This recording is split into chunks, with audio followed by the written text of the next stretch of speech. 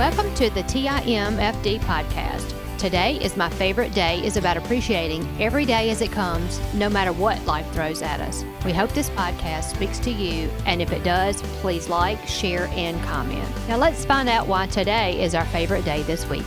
All right, today is my favorite day. I'm here with Sam, and we are going to be asking a question today is basically this. What not to buy during the Christmas season? Yep. Yeah. I like buying things, though. Yeah, I love buying. Hey, we talked about it. It gets that dopamine level. You go buy something and makes you feel good. Especially if it's a deal. If we think it's a deal. Yeah. If we thought we got a deal. And I have a story about a car that a buddy of mine bought. I'll tell you about one of these days. All right.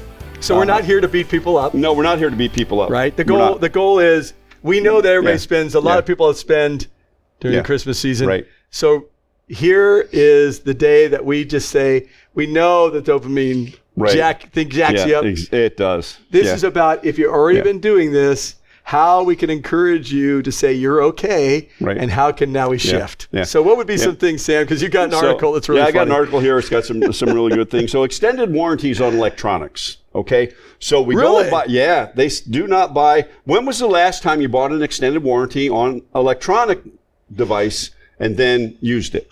I never have. Right. And so, but they'll tell you, you go and you buy you can buy we're not gonna bring up a company on on a $20 toaster for $6. That's dumb. Insane. Totally. No, we're not going to do that. Okay, so I see that. That's not. But most people aren't going to do that, I don't think. No. Really? Oh no. There's a lot of people that do that, and a lot of people, the only time they actually use it is when they go to look up and find out it's not covered by water damage. Okay, so we don't buy that. So, we don't do that. Okay. Here's a big one. Store credit cards with discounts. Oh, yeah. I'm not a big credit card guy. No, me neither. I have one credit card that I use. It's an American Express. I'm not supposed to say that, but I did it anyway. I use that and I pay it off every month. Yeah. Tanya and I, that's what we do.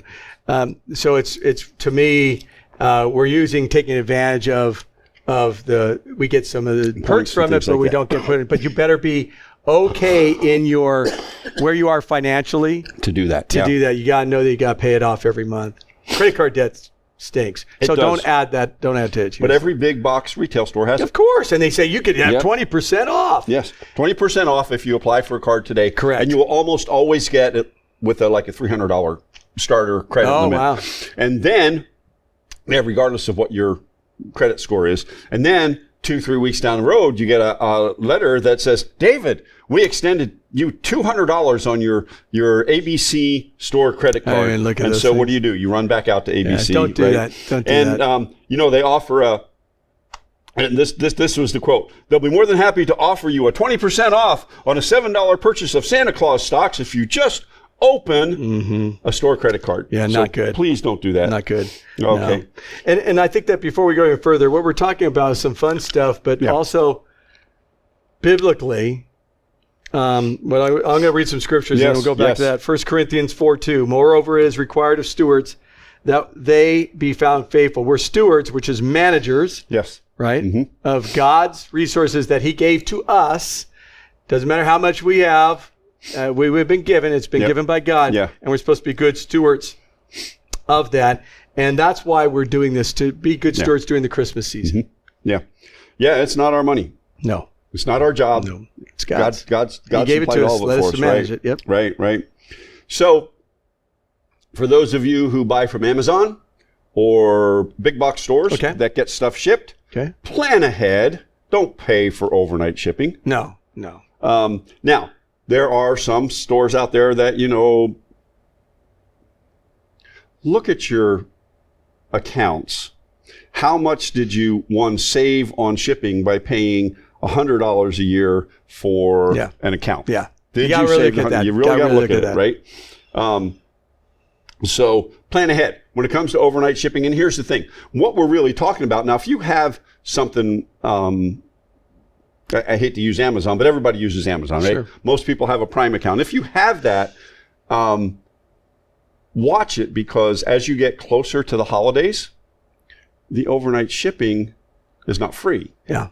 Yeah. And so pay attention. And this is what we're talking about. If you haven't planned ahead enough to get stuff shipped into you in time for your Christmas gifts, then don't pay for overnight shipping. Gift wrapping services. Oh, no, I like wrapping my own stuff. I hate wrapping, but guess who gets it? And here's the thing. My wife. I will never pay for someone wrapping a present. Me neither. Please don't do that either. Yeah, please don't do that. My thought is they make these really nice bags, and they can be reused. Yes, yeah. And so you can re-gift. But that's just one more extra thing we're adding to. Right, what else? Holiday themed prepared foods. Oh, again, that's extra stuff that adds to our expenses, right? Decadent cookies, charcuterie plates. The grocery stores know what to do to entice us. I mean, they lay that stuff out there. I mean, it's fun. Don't get me wrong if you want to get it. But the bottom line is whatever we're purchasing has to be within the means of our budget. Right. And if we're not staying within the means of our budget, then that's a problem. Right. What else do you have? Anything else? So here's a biggie. And our children are grown. Yeah. But when we were little, what did we try to do? We tried to get them what they wanted. A lot of parents. Sure. So don't buy everything that's on the kids' list. No. And that's a big one. People we have a tendency to overdo it, and that will get you into some really good debt. Okay? Well, and that's the thing. In Christmas time, don't go into debt. Right. As a matter of fact, Alex and I were talking about this as we were leaving from the office over there, coming over here to do this.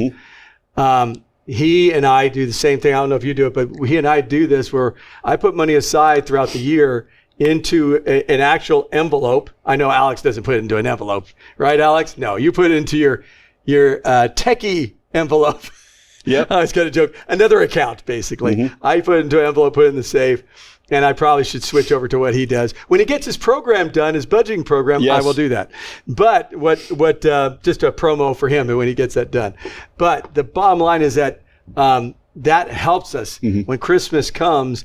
It feels good that, we had the money, we could just pay for it, and we're not going into debt for this. And that started probably he's doing it so much more in advance than we ever did. Right. But I wish I knew about this when I was younger. But about 20 years ago, I started doing that. My mom used to do they would have Christmas savings accounts. The banks would do that, and they had bonuses and stuff like that.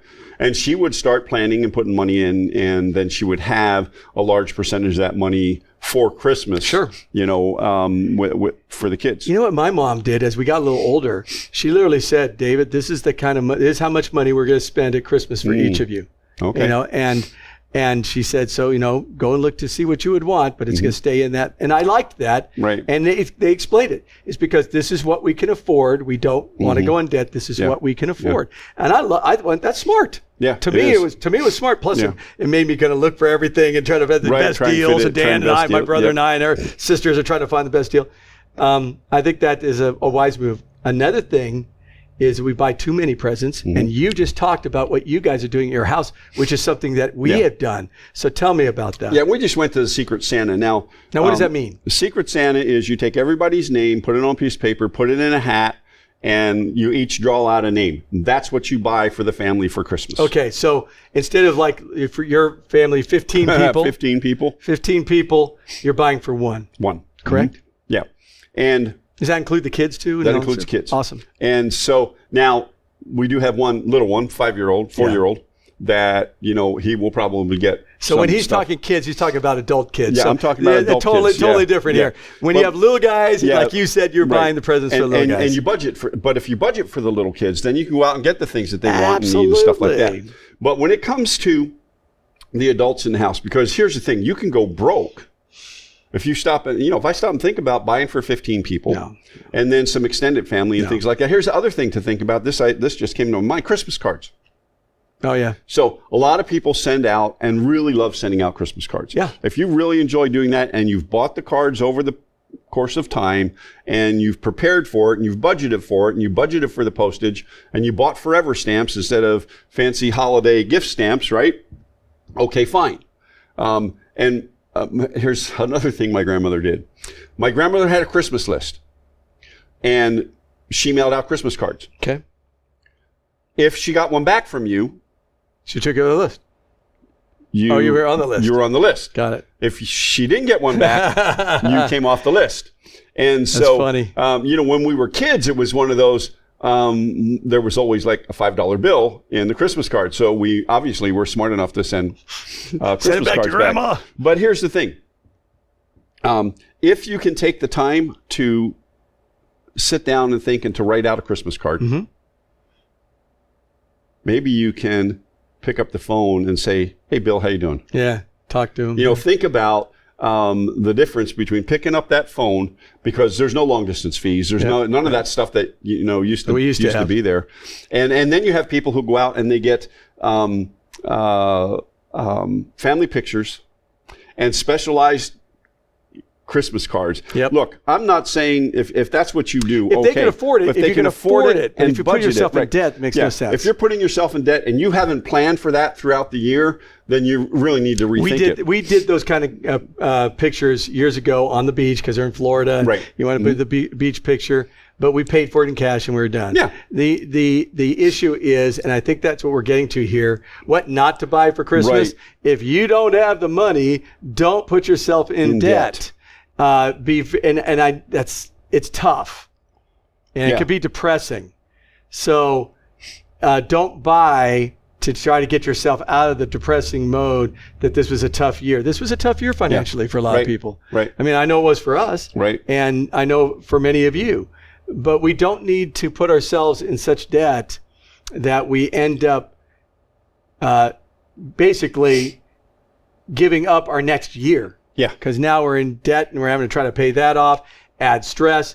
And the number one month that I have found over the years where the marriage stresses are the most, that I get the most in my office, is February.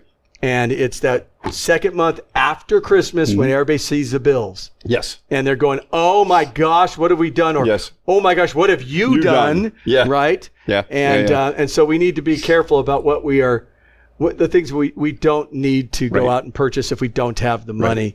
Another thing is to don't go out and purchase something to buy someone's love. Right. Not a good thing. It's not scriptural for one, but it doesn't work. Right. It just doesn't work. Another thing that we probably wouldn't want to go out and purchase is a large item, a car. There's a lot of deals out there. I'm not saying that car people don't get upset at me here. Right.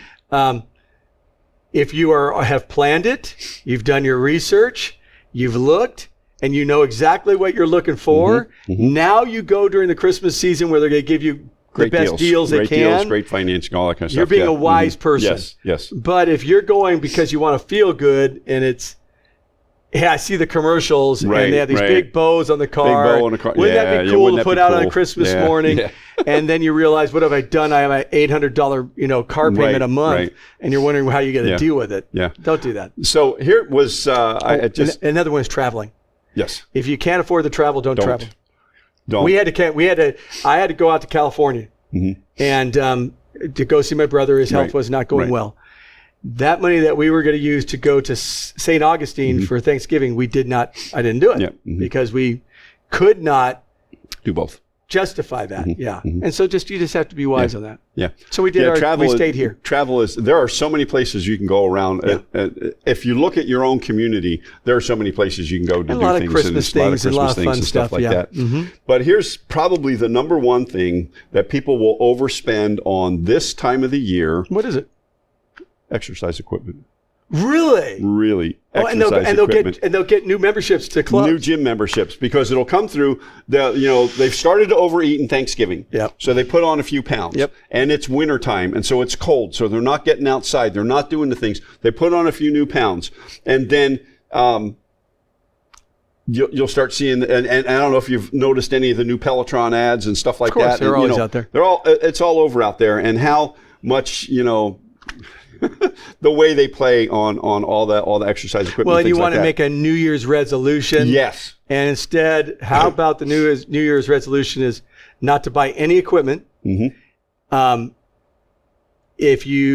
thing is, will you be disciplined enough to go walk outside? Right. If you're disciplined to do that on a regular basis, and maybe do push-ups, sit-ups, dips at home, you could do that all off a chair. Off a chair. You literally do them off a chair.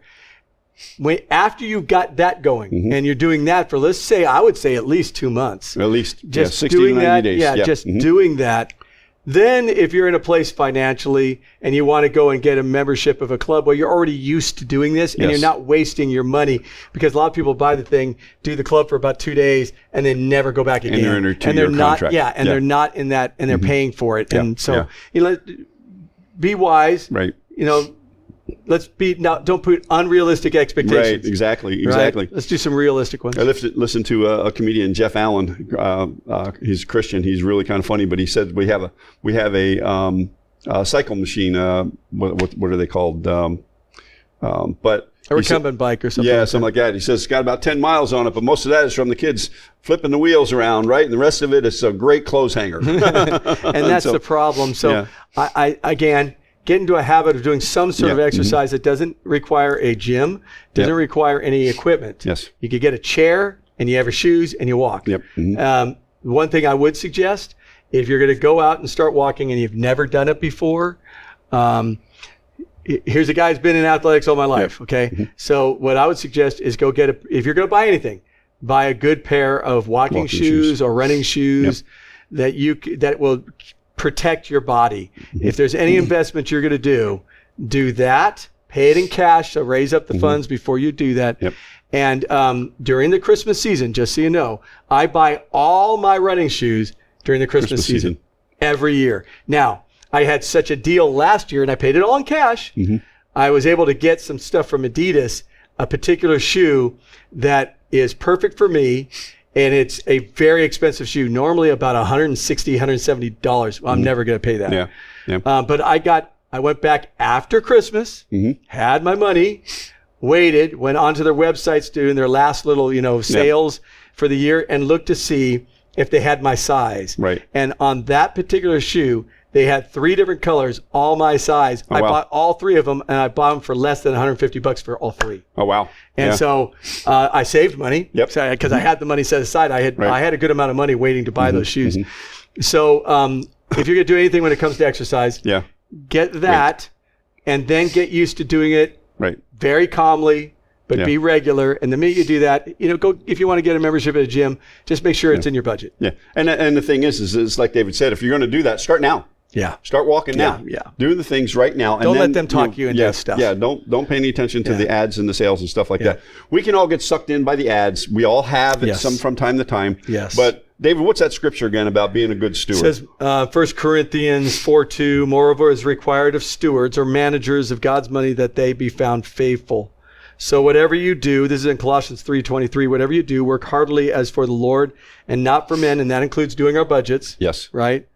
And as each of us have received a gift, this is 1 Peter 4:10, use it to serve one another as good stewards of God's varied grace. We can't do it if we're in total debt. No, we can't. So just think about that as you're going into the Christmas season. Think about something that we're going to offer here at the church here come the first of next year. Alex Korn, our producer, and myself are going to put on a financial freedom masterclass about 5 weeks.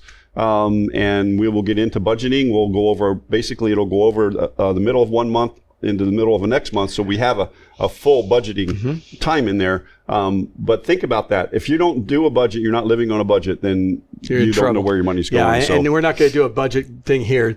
It's about getting into one. Right, and if you don't live in this area, because I know we have people that watch us from different parts of the country, there are different organizations around you all the time, and there's churches that will have these kind of programs. It won't be this one specific because this is specific to them, but they will have programs. Do it. There's obviously there's a bunch of different ones out there, but there is. You know, the big thing is just to be organized. Just to be organized. Yep. So we've come to the end of our time here, David. We're getting close to Christmas. Getting closer, and enjoy your days. Enjoy the moments. Enjoy the time. Go out and find the free things. Yep. The free stuff that's out there in your community. Do some walks outside. Look at lights, and try not to put yourself in mega debt. Right. And if you're going to spend money and you have kids, just be wise and give yourself a budget. Yep. And then my suggestion is that starting in in January, that you've already set up your budget, that you're going to put some money aside for Christmas, and you put it into an envelope or put it into your online envelope, and leave it alone and just put it in there. Yep. And even if it's a little bit, you'll really enjoy it at the end of the year because you'll be able to go, well, at least we have some money to pay for some of these. And the goal is to have all the money to pay for everything. Yeah. That's the goal. Well, $10 a week is going to be close to $600. Yes. It just is. It's hard on the discipline. Yes. But boy, if we do it, you end up with the money you need to do it. Yeah. So this has been David Towner, Sam McKeown. Today is our favorite day. Yes, Today it is is my favorite day. Live intentionally, be very blessed. We'll see you next week. Don't overspend. Thank you for listening to TIMFD. Today is my favorite day. Views, comments, and opinions are those of the host and guest alone, and Dave and Sam are solely responsible for the content of this podcast. TIMFD is produced and directed by Alex Korn. Music is composed and performed by Chuck Ball. Thank you for listening. Have a great day, live intentionally, and be very blessed.